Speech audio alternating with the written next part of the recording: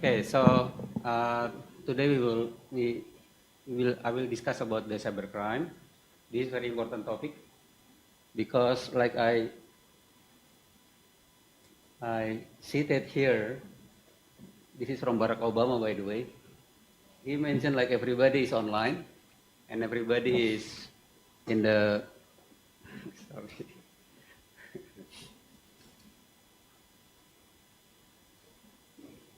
Okay, so everybody is online and everybody is vulnerable. So then they will be happening also to every single of us, basically. Okay. So before that, give me 30 seconds to introduce myself. So my name is Nadia Mantoro. I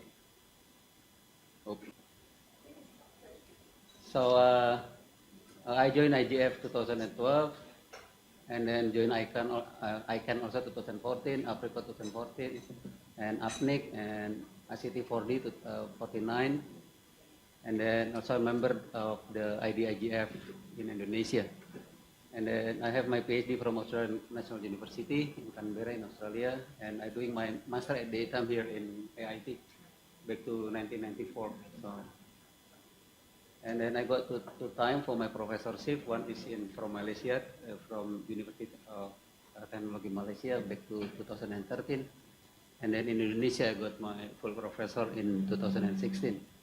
Currently, I'm the IEEE senior member in 2013, and this is a little bit of my publication. I published 140 papers in Scopus 117 papers, and I got still low, by the way.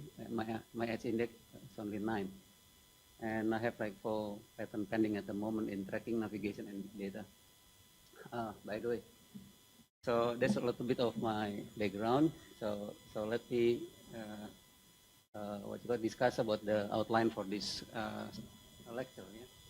So I'm going to discuss about the crime and the cybercrime, and then followed by the cybercrime type.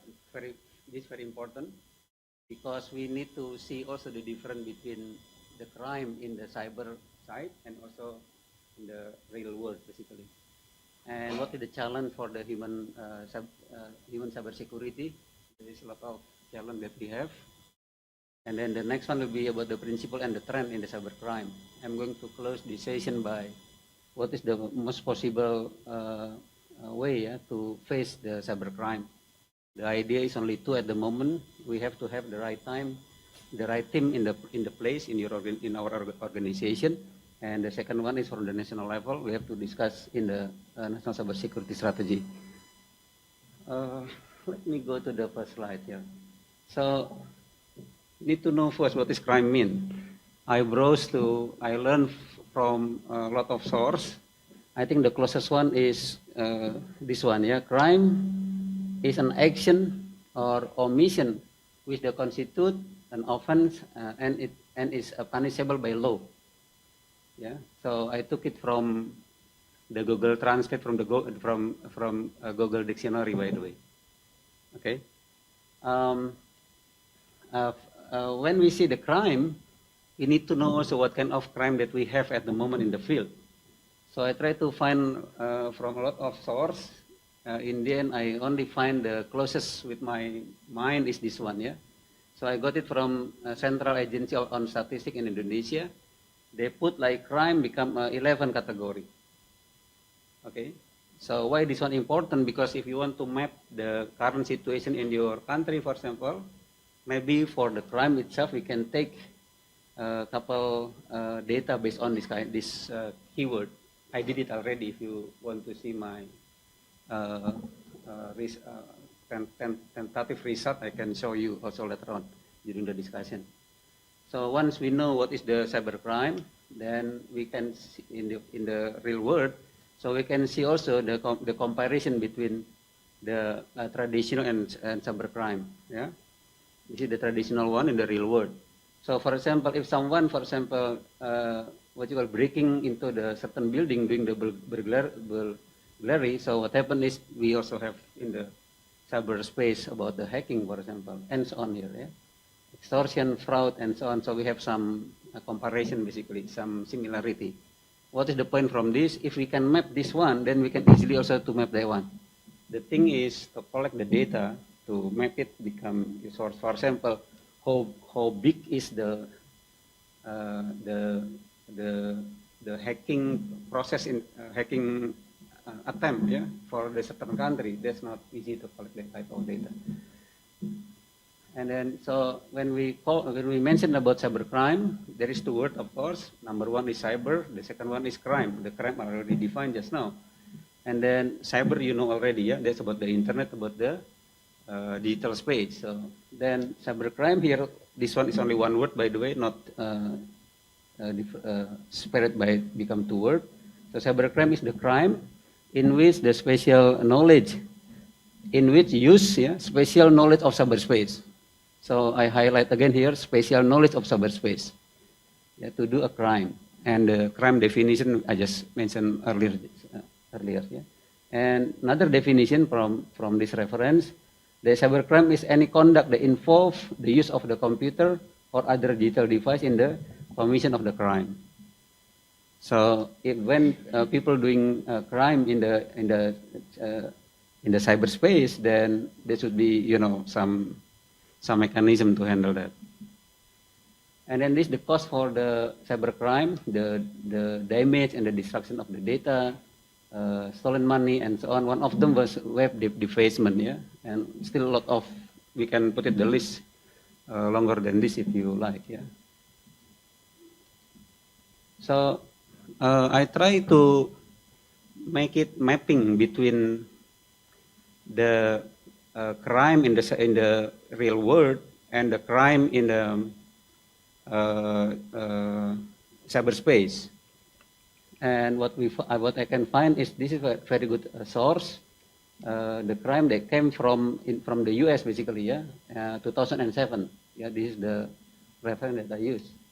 So the highest goes to the non-payment or non-delivery case, yeah, crime, and the victim until 84,000, more than 84,000 case, yeah, of victim.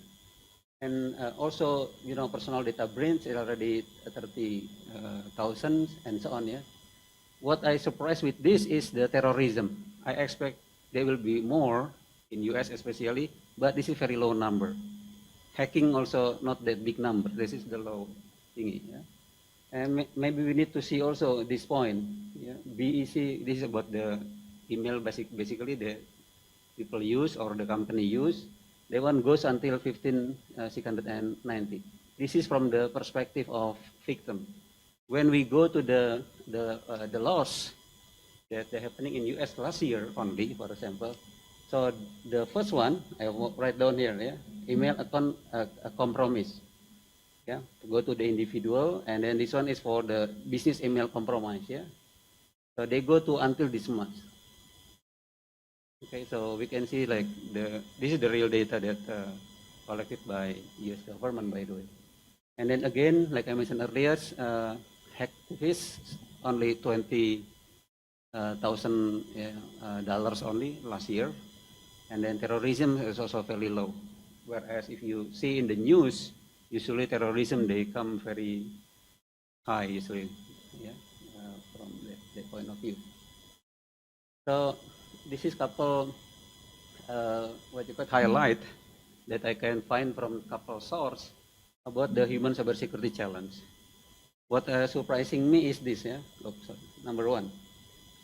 So what happened is 90% of all cybercrime is initiated by email, and the data already proved that just now. All right. Second one is this is the what you call chief of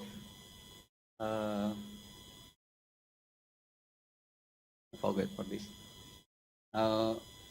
Chief manager about executive of officer, chief executive officer of financial, the walling attack are on the rise. So they increase every single time.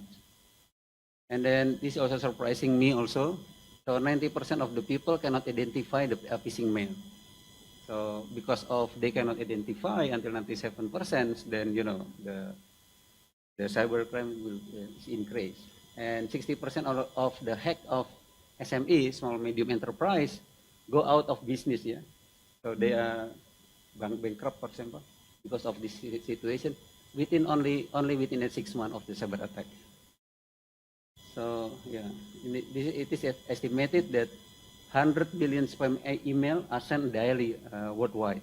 It's a huge number basically, and 500 phishing email are make it into the inbox, to our inbox basically. And then the other data here is the average cost, yeah, of the cyber attack to the business is about this much, and it take average about 23 days, yeah, to resolve when we have the average cost for cyber attack.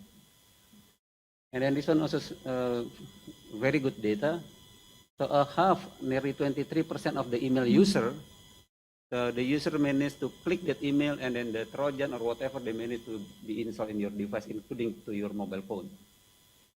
And then cybercrime also has skyrocket, yeah, increased by 300% since 2015. So they increased dramatically for every single years, 3 times. Yeah, 2 out of 3 emails circulate global content of unwanted content in the back. And then 9 of 10 business report being impact to the spear phishing. So I still have a lot of interesting data actually that I can highlight, but time is not allow me to share much. Yeah. So this is why why commit the crimes through the cyberspace? Why the cybercrime happen basically? A couple things that we can highlight here. Number one is the cybercrime can be launched from anywhere, as you know. Yeah, and when the attack is set up, it can be launched quickly also. And then the speed of the attack is not depend on the connection speed. Even though you have a very slow speed, when the data come in, then they can passing through to the target.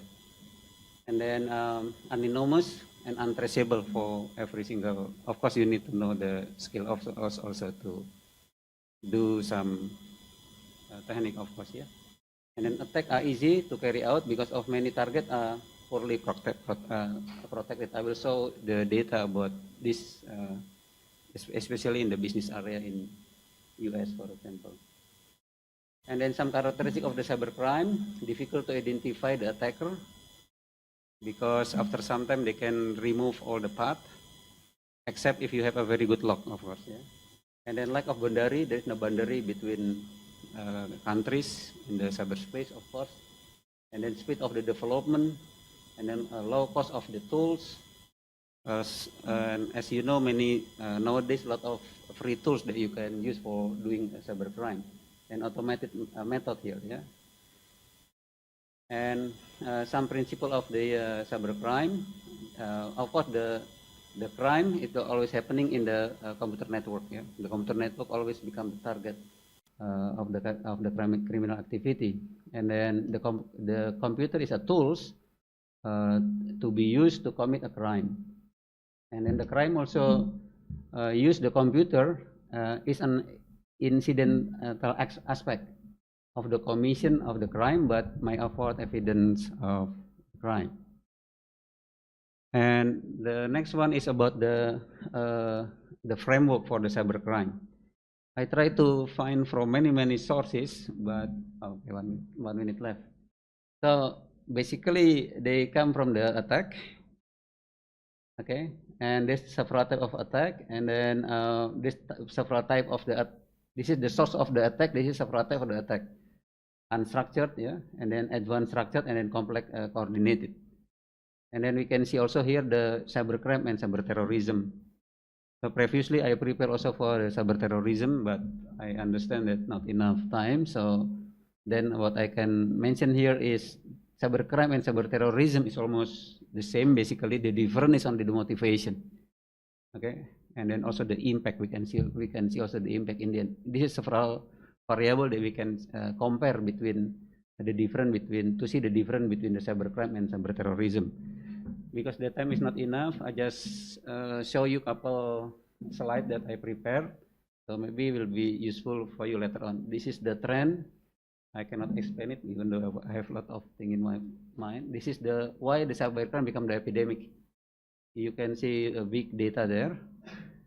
And then this is the trend that happening from the last 5 years, for example, in the US, because they have a good data, and then they share also the data. And some emergence of the new global industry. This is the prediction until 7 trillion by the damage, until 2021. And in 2015, there's only 3 trillion only. Okay, I will skip this. And this is linked with the next speaker after this. The cybercrime is growing very fast, like a light, but unfortunately, cyber law cannot follow. So, because a lot of accident happen and the law is not ready yet. Yeah, we will. And then there are only 2 type of company, according to Robert Mueller here, the FBI director in US. Number 1 is the company that have been hacked. The other one is those that will be hacked. So then we have to be ready for that. So we need to do some prevention, of course, to have a better curative. So this is my last slide. So how to face the cybercrime? Like I mentioned earlier, number 1, having the right team in place. This is very important. Just recently happening in Indonesia, for example, yesterday, 11 o'clock still there on the day yesterday. So there is an election, and a couple of people managed to do some hacking, doing DDoS, and also doing the defacement. And because the team is not, what you call it, respond quickly, really unfortunate. So the path is still there. Yeah. So again, this is very important to have the right team in place. This is we need to define a recovery procedure, of course, and then plan how to keep your business running in the event of the attack. Please remember, based on the data here, once someone managed to attack yours, the name of your company will not be, in the good shape anymore, and there's some possibility the company can be closed within 6 months. And the need of C-level of executive, this is cybersecurity level of executive on board in the team. And cybersecurity is the responsible not only one person, but is responsible for anyone. But of course, the trigger should come from the C-level executive itself. Yeah. So, and then we need to see also in every single country about the national cybersecurity strategy. Like I mentioned earlier, we need to see the global cybersecurity index. I think during the discussion previous day, I mentioned about that 5 important variables, starting from the legal aspect, and then the technology, the organization, the collaboration, and so on. So with that, I conclude my lecture. Just a quick lecture just now. Thank you. Good afternoon, everyone. I think I'm audible, right? Sure.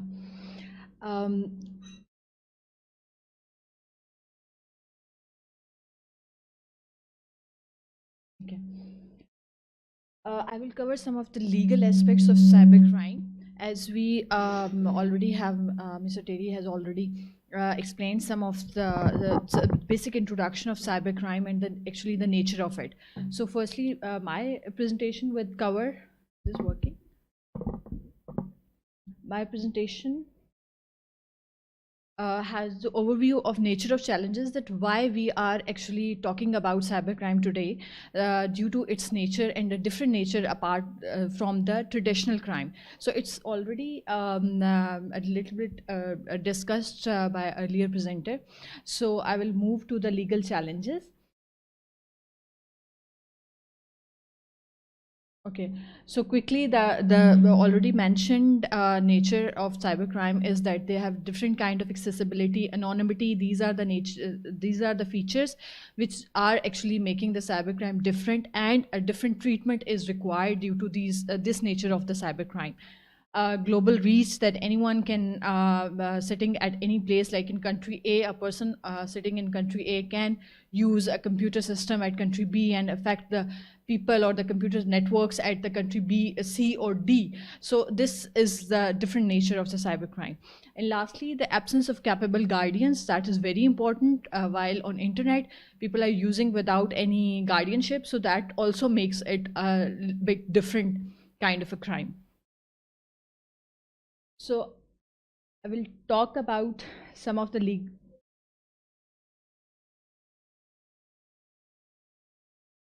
The first one is legislation. Legislation as the laws, policies, rules, it all represents through legislation. So the important thing is, when cybercrime actually emerged, that whether we are going to use the existing laws, existing criminal laws to actually combat the crimes, or we need some new laws. So that is actually a debate, and currently it's going on in different countries, and many countries are not actually making new laws just because they see that existing laws are enough. But no, these are not enough. The example is that already there is an example of burglary or trespass. So can we enforce the ordinary principles of trespass into this unauthorized access? So does that crime or its ingredients are actually covered by that or not? No. The other important issue with reference to legislation is the effectiveness of special domestic laws, that if any country is implementing and making new laws, whether they are effective due to the nature of the transnational nature of this crime. Because if, for example, Pakistan enforced cybercrime laws, so if any subject who is involved, who is not Pakistani citizen and who is not within the boundaries of Pakistan, whether Pakistani laws will be applicable on that person or not. So these are the challenges which are not handled even after making the domestic laws. So we need, for cybercrime, we need some harmonized laws, and I will then talk about some other suggestions. So cybercrime legislation posed two kinds of challenges at domestic level and global level, which I already mentioned. Conflict of laws. So this is another debate that it's also leading from the last challenge, that if we have a different domestic laws, then they have different enforceability. So then when there comes a conflict of laws, it emerges when there is a different subjects from citizens or persons from the different nationalities. Then comes the issue of conflict of laws, that which state law will be applicable on that person. So this was the transnational nature of the crime. So there is a debate and suggestions that are going on, that in last a day before yesterday we talked about international conventions related to cybercrime and cybersecurity. So in those conventions, it could be like Geneva Convention, we have a special courts. So similarly, for the cybercrime, International Court of Cyber Criminal Court could be established to solve this issue of so it could solve many issues which today I will be talking. This is could be one of the solution, that we have a convention or treaty, international treaty, and that could actually enforce and establish any international code for combating cybercrime. The third issue is jurisdiction. This is a totally one issue that any country is actually penalizing and actually making any act an offense, and it's the other thing, that how it will actually enforce the jurisdiction on that and have a jurisdiction over that. So that is again a technical issue and a legal challenge. I will just quickly explain some of the principles of jurisdiction, legal principles of jurisdiction. That first thing is the subjective territoriality. It is the thing that in which if a subject is within the boundary of a state, then it will implement its laws on that person. But if not, for example, we have an example of Yahoo case that was back in 2000, and it was in France, when Yahoo France was and Yahoo International was actually implicated in a case, and this was the case of where there was a French government banned the display of French Nazi propaganda within France, but not outside its territory. Even it was actually based at Yahoo, and Yahoo is not France-based company. So, but France was unable to actually restrain that data out of the France. They only could do that within the France. So this could be the subjective territoriality, the restriction of. The other is objective. Objective is the effect jurisdiction, that if, for example, effect jurisdiction, that if some effect is made within that state, then that state can actually enforce that one or prosecute that case. Then we have protective principle. Due to some protection, I will quickly just go through that: cyber warfare, terrorism. Universality is the other principle, that if any threat is universal threat, then a state can enforce. So look into these principles, keeping in view the nature of cybercrime, that which kind of principle or which kind of jurisdictional principle could be applicable on cybercrime issue. Nationality: if a subject is, or a citizen is, for example, state is national, then how, whether we can implicate that person or not. So this could be the one approach. But in cybercrime, it will pose a challenge, as I already mentioned, that if a foreigner who is sitting at any other country, how can we implicate that person and prosecute against that person? So that will be a challenge. So I'm just skipping through this jurisdiction thing. The other challenge is digital, with reference to digital evidence, that judges and prosecutors are not up to mark trained, and they are not always a computer knowing persons, with the computer knowledge and its technical knowledge. So that is an important thing. How to capture the evidence, the importance of chain of custody, that is important. How to have a quick, yesterday we talked about privacy issues. So this is you can say a face-to-face thing, that where comes the privacy issue and where it's in enforcement right. That, for example, a law enforcement agency is going to take the custody the laptop and any electronic device. So that person can say with an issue come up with that thing of privacy. So then there is a clash between. Storage of devices is important, cybercrime investigation and privacy. Enforcement challenges, that is important. Due to the transnational nature of these crimes, mutual legal assistance is important, that how it will actually, for example, certs or C-certs are actually working. So the mutual legal assistance countries, legally speaking, countries cannot share evidences without having a mutual legal assistance treaties between them. So that is a very important legal requirement. If we are not fulfilling, then we cannot ask any other country to share the data from their country, which can help in cybercrime investigation. Quick and non-violations. So this was one of the questions, that to cater every challenge with reference to cybercrime, there is always a threat that you are going to infringe or affect the fundamental right of the citizens. So this is the conclusive point of discussion from my presentation.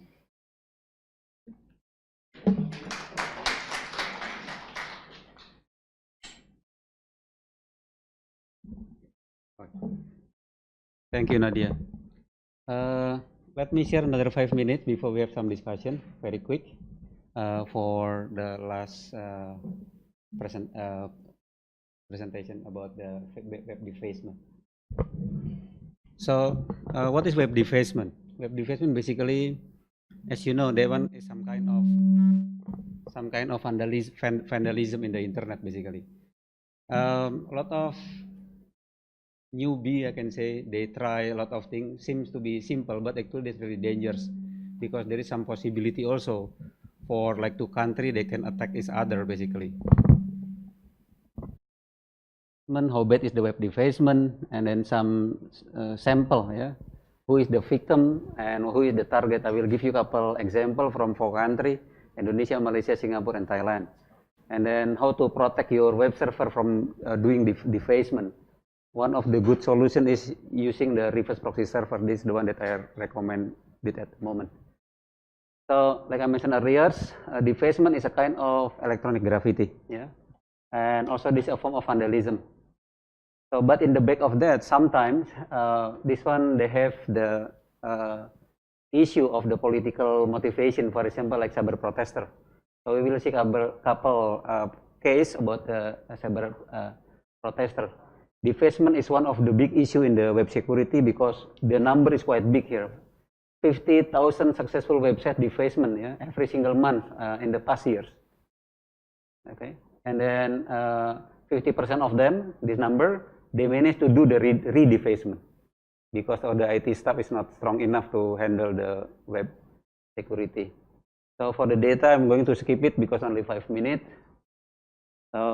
This is about OAPS. Everyone knows about this, I believe, about the top 10 of the most critical web application security vulnerables. Yeah. So from 2013 until now, the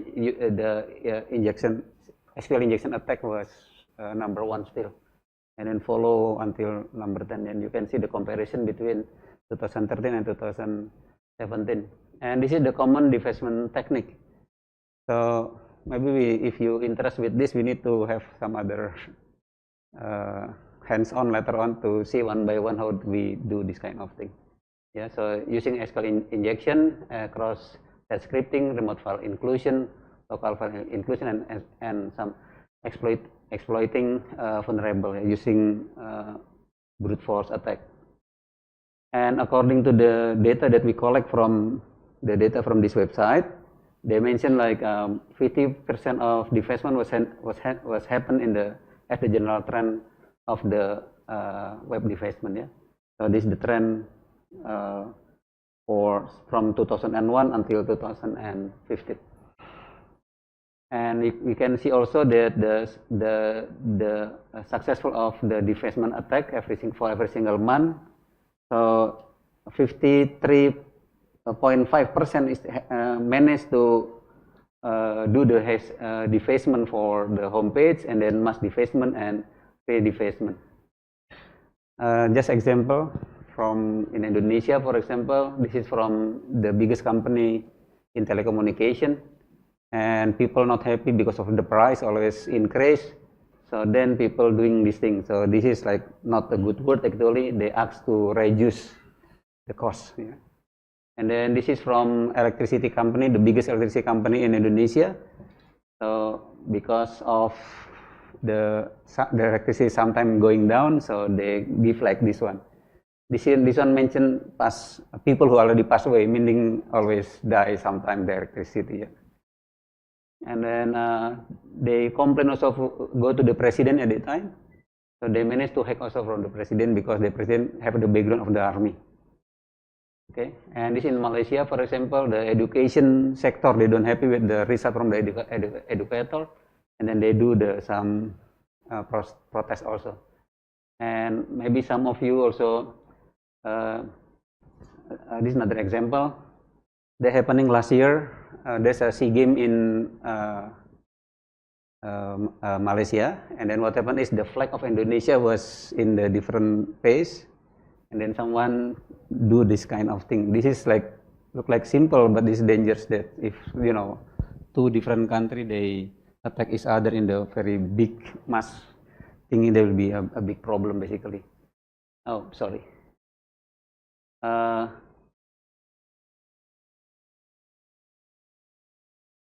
Okay, the next one is this very famous case, the Malaysia Airlines. As you know, one of the airplane was gone, right? And we know the error of 404, file not found, and they mention here plane not found in this case. Okay, and this is also happening in Singapore. Sorry, where is it? In Singapore also they're happening the same thing. So I just skip it quickly, and then this in Thailand, yeah. And then how we solve this kind of problem? One of the way, I think one of the easiest way is by develop the reverse proxy server. Let me explain to you directly about reverse proxy server. So we need to develop one proxy server in the front. We're using the DNS. When a certain query come to your server, we're going to route to the I call it here as a mode security. Okay, they have around 99 rules. the 66 rules was very important. There's a compulsory, they have to install that. And how they work, if the query, they come from anyone from the public, from the client here, they not go directly to the target, but we're going to check first using the 99 rules that we have in the mode security. If that one is correct, then they can passing through. If not, they're going to drop it. And unit only one will be enough for several server. And we managed to make it not only not in one server, but enough in one USB only. Okay, so I think that's all from my side. Okay, we have still another 20 minutes, by the way, Prof. John. Yeah, that's correct. So if you have any question, please start to go to the front. Please mention your name and who going to ask. Thank you.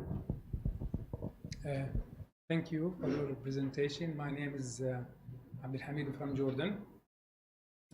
Nowadays, most of the discussions related about the threat related to the internet, cybercrime, cybersecurity, are being carried out as a political discussions. When it comes by to use the internet as a secure channels by terrorist group. They are using internet in all activities to collect money, to train, to recruit people. I am wondering if there is any way, by law or by technical ways, to prevent this organization from carrying out their activities. Shukran. Thank you. Thank you, Mr. Abdul Hamid. Very good question. I think they will become to the technical thing, yeah. So my suggestion is please goes to the document what they call by CGI, Global Cybersecurity Index, that published by ITU. So what happened inside there, they have, like I mentioned earlier, they have like 6 variables, yeah. Number 1 is related with what kind of threat that they have. Under the variable, you're going to see another 3 variables that related how to handle the kind of threat. Under the threat, one of the variable was related with the little bit go to the legal aspect, because there's another variable about the legal aspect. Let me mention the 6 variable. Number 1 is the threat itself. Number 2 is the technology. So anything related to the technology. And number 3 is about the capacity building. Yeah. And then number 4 is the anything related with the organization.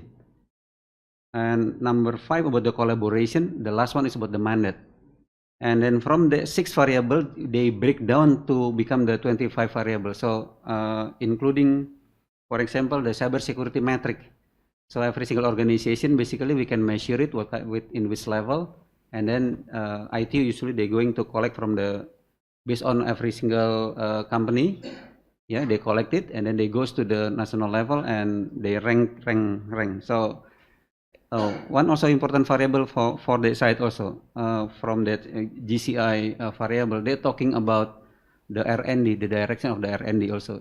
So we can see also, for example, if at the moment, like Indonesia at the moment, they goes to number 70, which is not so good.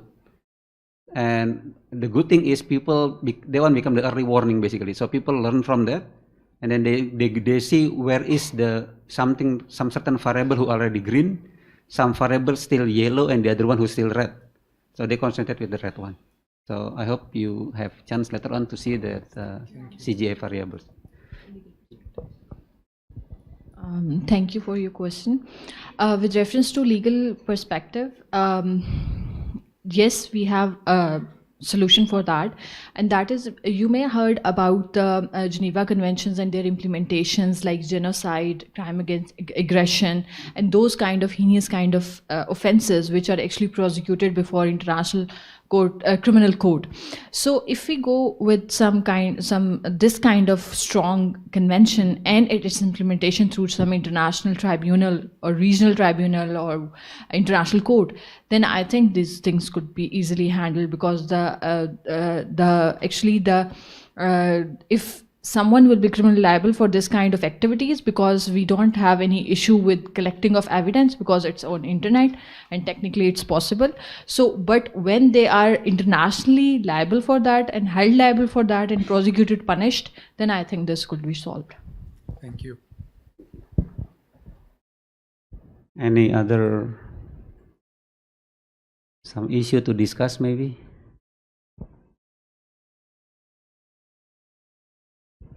Yes, please. Okay. Hi, thank you for the good presentation. That cybercrime is quite new area to me, so it was very informative. And I have two questions for each of you. And the first one is related to that we can see that cybercrime is increasing. There are a very new number of cybercrimes that are coming up, and I'm not sure, like in my country, for example, in Mongolia, that our police is not ready for the cybercrime. So whenever we go to police and report the cybercrime, they don't know the impact, or they will just say that's not a crime according to our law. So what about your countries? Like, is the police are ready? What they are doing to fight this cybercrime? And okay, maybe the first question you could answer. Yes, in many countries, the same like situations, but in many countries we have ineffective systems. That issue comes with one thing, that the laws are there, and the other thing is a capacity building or the police enforcement things, law enforcement agencies. So there are some issues with my country too, but if we have some advanced countries examples or something, they are actually making these technically expert police members as a part of their traditional police. So like in every police station they have this kind of one person who is specialized with cybercrime investigation, and they don't have any problem. So this is very important thing of that I already mentioned in my presentation, that the police capacity building of police officers, prosecutors, judges is important, and that's equally when we prioritize this as a threat for our nationals and otherwise for the cybersecurity issue. So that's the requirement. Yeah, thank you for the good question. In Indonesia, what happened is there is a police structured, and there is another structure what they call by Kompolnas. Okay? So the Kompolnas actually report directly to the president.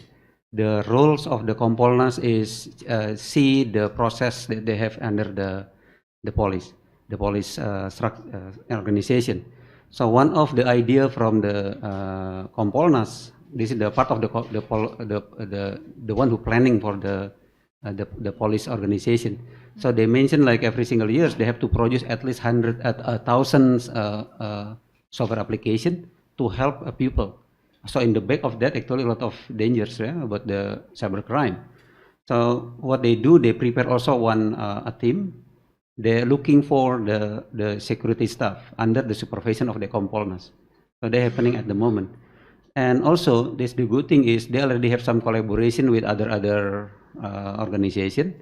They have also one organization which is, I can say, like in the intelligence community. So if they have some information they cannot access directly, so they give the information to the police, and then the police will do the law enforcement. So at the moment, we have the channel. Basically, we have some channel to report, and they're going to follow up. And also one of the application also they developed by the police. So if the accident happen, for example, so they just take the picture because you know the location directly from your mobile, and they will sending to the closest police that they have. So there's also some kind of mechanism that they have a very quick response at the moment. That's what I can see at the moment. Thank you. Your next question, please. Yeah, and my second question is for Nadia. I think I'm not sure, but is all the countries agreed upon the definition of cybercrimes and like all the list of cybercrime? Because whenever you define something differently from the other person, you cannot actually, punish that person for understanding differently. For example, if someone sees this cybercrime like hacking as a crime, the other one sees it like it's not a crime, then you cannot reach the consensus to like punish that person, right? Yes, no, actually, there is no consensus on cybercrime definition, but we have convention on cybercrime which actually defined the cybercrime to some extent. Countries are agreeing with that or disagreeing with that.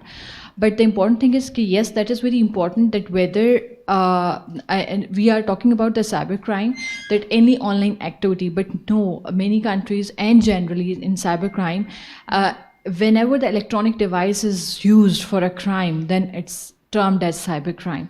So that electronic device is targeted, is used as a tool, or is used as a storage device. So these are the three dimensions of the cybercrime which are generally seen in literature, in research or general definitions, but no consensus on the cybercrimes. But generally, everyone is talking about that wherever the electronic devices are used. Yeah, but like, can you use the international law on that definition? Yeah. Like, is it Whenever, like convention, if we talk about the cybercrime convention and it itself defined that cybercrime, so then it's easy. Okay, got it. Thank you. Hello, thank you for your good presentation. This is Haksar from Afghanistan.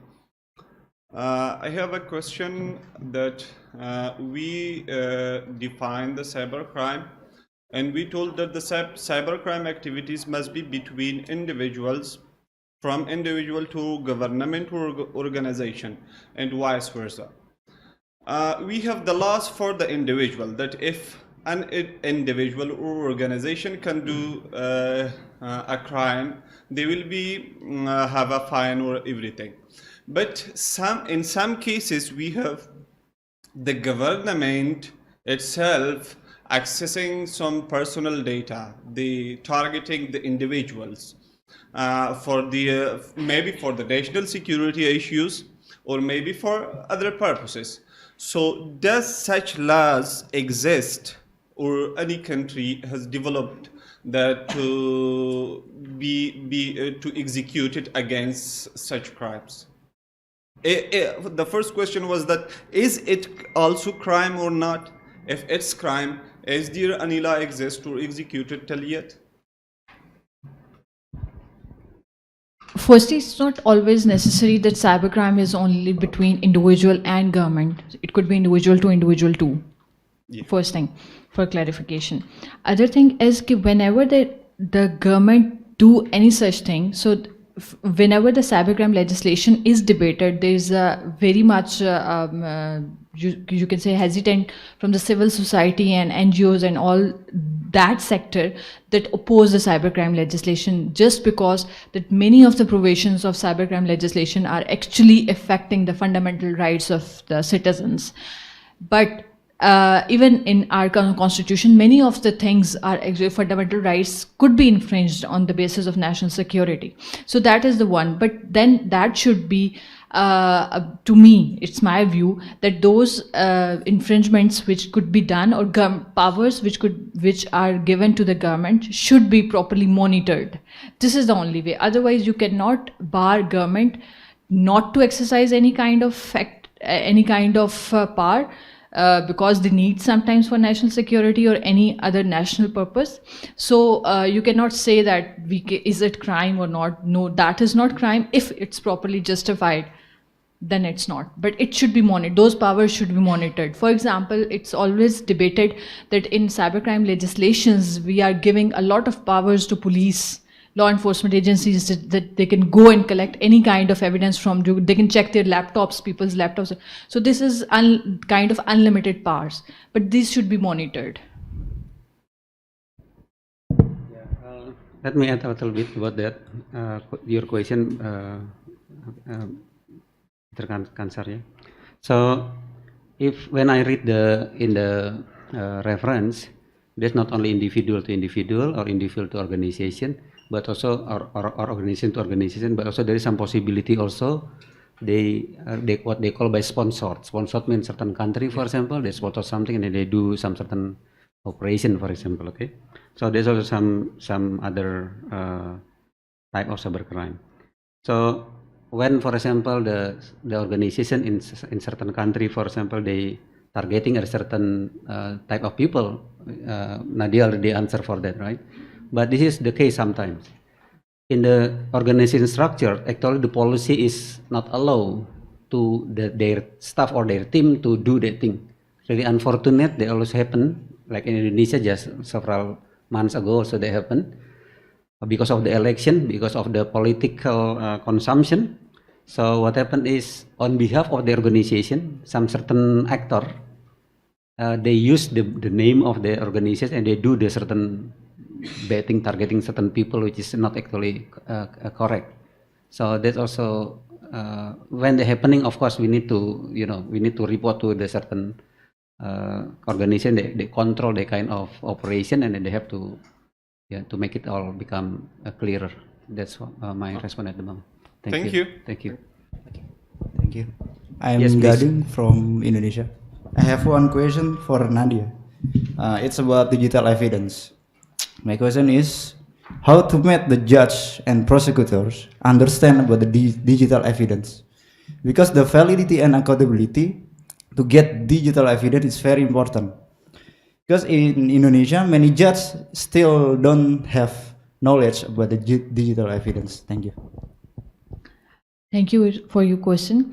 Even we have international organizations like UNODC and United Nations. They actually, because it's not possible to actually teach like a full-time kind of a degree to a judge that computer science, you can teach each and everything like a student who is studying in 4 years degree. So that's not possible.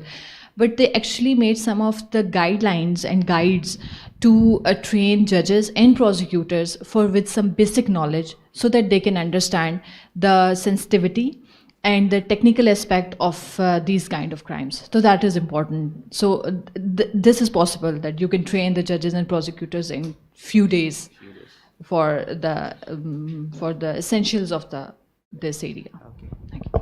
Can I add for that? Yeah, I understand in Indonesia, digital evidence cannot be used for the judge. So the question is then what to do, right? So if you have some certain, if you are the judge, for example, and you have some digital evidence, what the procedure they usually people use is they're going to send the evidence to the police. And the police people, the responsibility is they're going to see that kind of evidence as two things. Number one is as the indication. Number two as the warning, and they have to find the proof based on that digital evidence. And then based on that proof, they give it to the judge, and the judge can do the process of the judging itself. Yeah, something like that. I think. Thank you. Thank you. Just a small input on this. We have similar case and experience in Nepal. In one of the cases, the lawyer was taking a whole class of cyber law to the judges in the bench. So it was a whole technical session. He was describing the judges.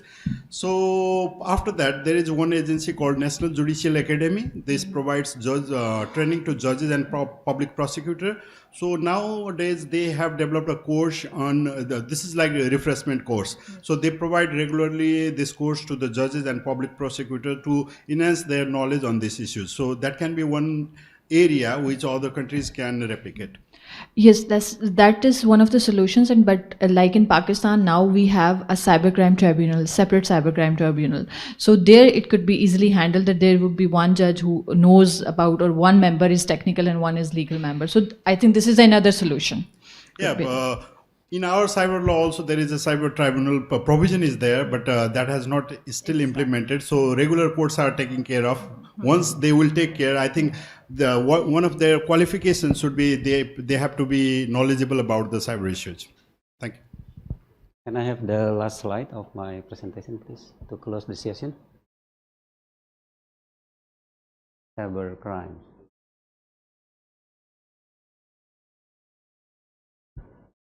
Last slide before the going down a little bit. Go up, no, go up, not the backup one.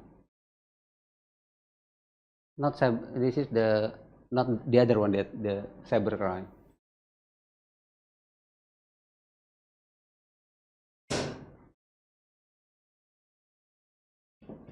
Yeah, stop, go up a little bit, go up. Go up.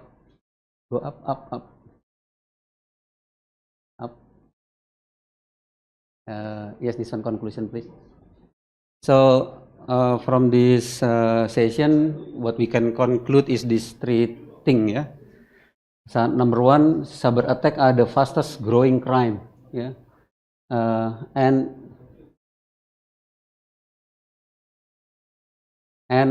they are increasing in size, sophistication, and cost, as we discussed just now. Number two, cybercrime is one of the biggest problem in mankind. And the last one is cybercrime is the greatest threat to every company in the world. So there is some possibility the company can be collapsed because of the cybercrime. With that, thank you everyone to join our session this afternoon. Thank you.